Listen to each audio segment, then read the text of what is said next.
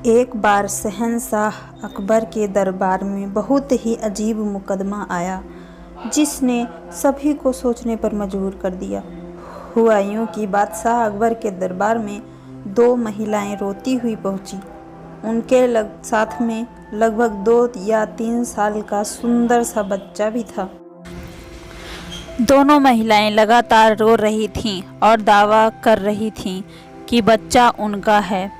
अब समस्या ये थी कि दोनों शहर के बाहर रहती थीं, जिस कारण उन्हें कोई नहीं जानता था। इसीलिए यह बताना मुश्किल था कि उस नन्हे से बच्चे की असली माँ कौन है।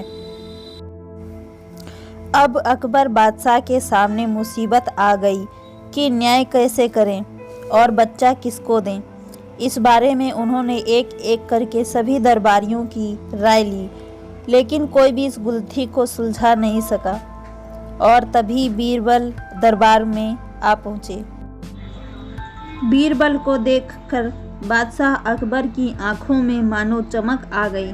बीरबल के आते ही अकबर ने इस समस्या के बारे में उन्हें बताया।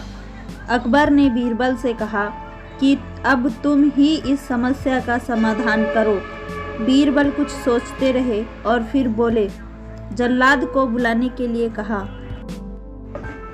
जल्लाद के आते ही बीरबल ने बच्चे को एक जगह बैठा दिया और कहा, एक काम करते हैं, इस बच्चे के 2 टुकड़े कर देते हैं। एक एक टुकड़ा दोनों माओं को दे देंगे।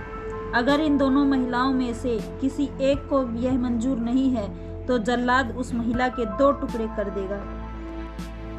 यह बात सुनते ही उनमें से एक महिला बच्चे के टुकड़े करने की बात मान गई और बोली कि उसे आदेश मंजूर है, वह बच्चे के टुकड़े को लेकर चली जाएगी।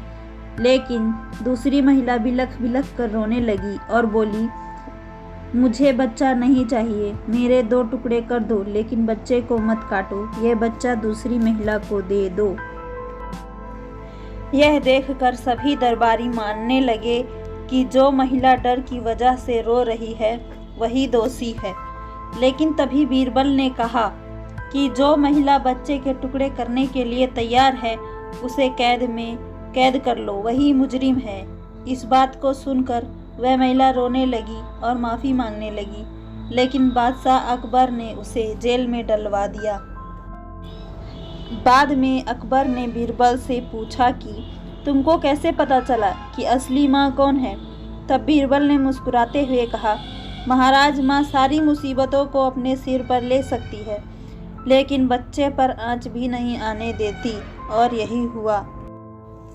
इससे पता चल गया कि असली माँ वह है जो खुद के टुकड़े करवाने के लिए तैयार है, लेकिन बच्चे के नहीं।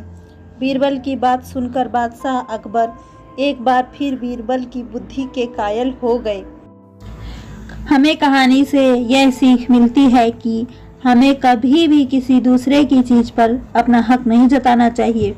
साथ ही हमेशा सच्चाई की ही जीत होती है और समझदारी से काम लेने पर हर समस्या का हल निकल जाता है।